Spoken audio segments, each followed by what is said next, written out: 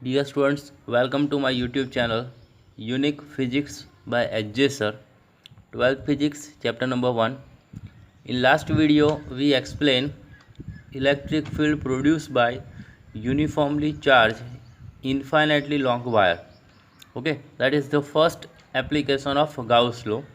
Now here we will explain equation of electric field due to uniformly charged infinite plane sheet. Okay, so plane sheet is two-dimensional object, and here we want electric field produced by this uniformly charged infinite plane sheet.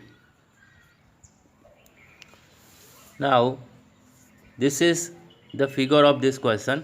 Here we consider uniformly charged plane sheet. So this is our uniformly charged plane sheet.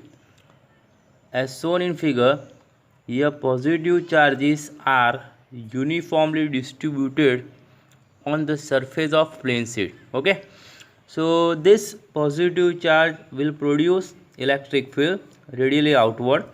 So this is the direction of electric field produced by this plane sheet. Okay, radially outward, vectorly.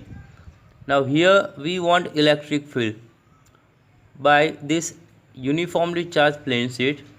So here we have to use equation of Gauss law, and to use equation of Gauss law we consider Gaussian surface.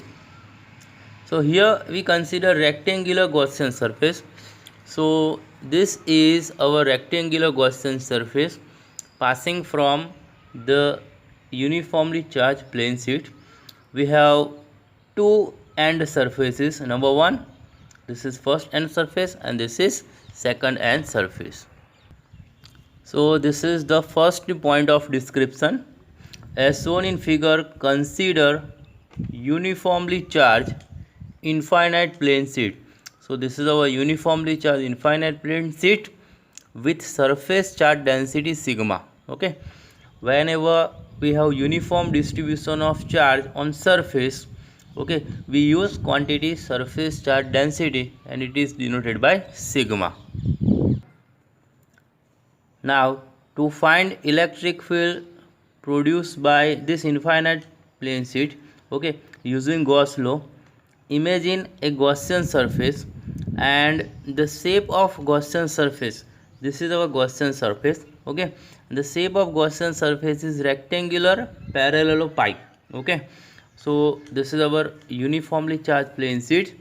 To find electric field by Gauss law, we consider Gaussian surface, rectangular Gaussian surface, or rectangular parallelopipe Gaussian surface.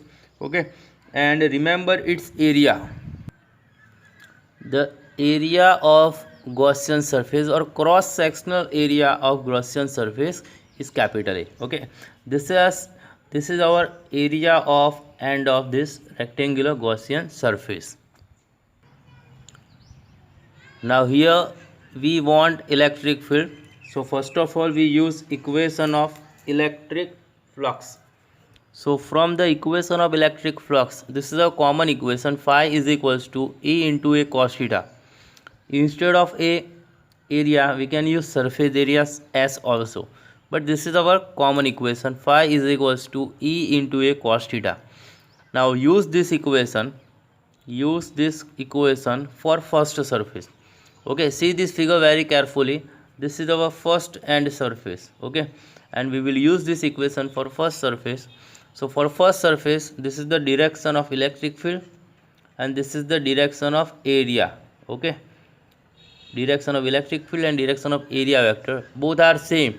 Therefore angle between vector A and vector E is 0. Therefore theta is equals to 0. So for first surface theta is equals to 0. Here we have cos function. So here we have cos theta is equals to cos 0, that is equals to 1. In short, for first surface electric flux phi 1 is equals to E into A. This is our equation number 1. Okay, phi 1 is equals to E into A. Similarly here we have second end surface of this rectangular Gaussian surface. Again this is the direction of electric field and this is the direction of area vector. Both are in same direction. Okay, so again angle between vector E and vector A is against 0. So for second hand surface, theta is equals to 0. Again cos theta is equals to cos 0 is equals to 1. So electric flux linked with this surface phi 2 is equals to E into A. This is our equation number 2. So total electric flux phi is equals to phi 1 plus phi 2. Okay, total electric flux phi is equals to flux for first surface phi 1 plus flux for second surface. So phi is equals to phi 1 plus phi 2. Use equation number 1 and 2. So phi is equals to E into A plus E into A. So phi is equals to our equation number 3 is 2 into E into A. Okay, so this is our equation of electric flux passing through this rectangular Gaussian surface. Now here we will use Gauss law. So according to Gauss law, total electric flux phi is equals to q by epsilon 0. Okay, charge upon epsilon 0.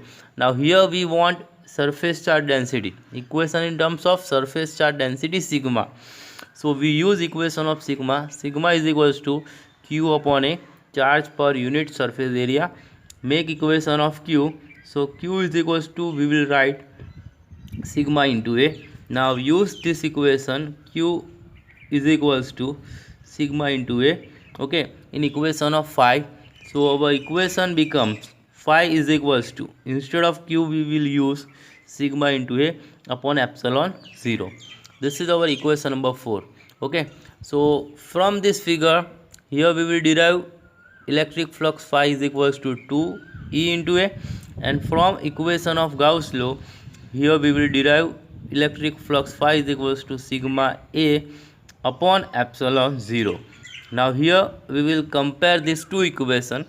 So compare equation number 3 and 4.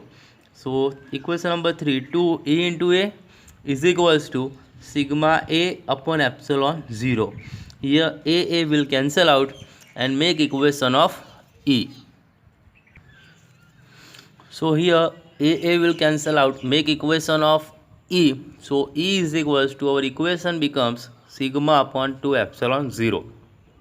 So this is the equation of magnitude of electric field produced by uniformly charged infinite plane sheet. Electric field is vector quantity.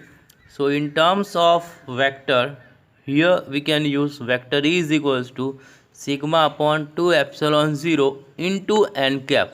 Okay, where n cap represent unit vector normal to plane. So this is our scalar form of electric field and this is our vector form of electric field. Okay, dear students, remember this equation. We will use this equation in our next chapter, chapter number 2, to derive equation of capacitance for parallel plate capacitor. Remember one more point, if we have positive distribution of charge, okay, if sigma is positive, surface charge density is positive, so unit vector n cap is radially outward. Okay, outward, normal to plane. And if sigma is negative, means negative charges are uniformly distributed, so unit vector n cap is radially inward. Okay, so this will use to find the direction of vector A. Try to prepare this question. Okay, this is important question of this chapter, and this is second application of Gauss law. Thanks.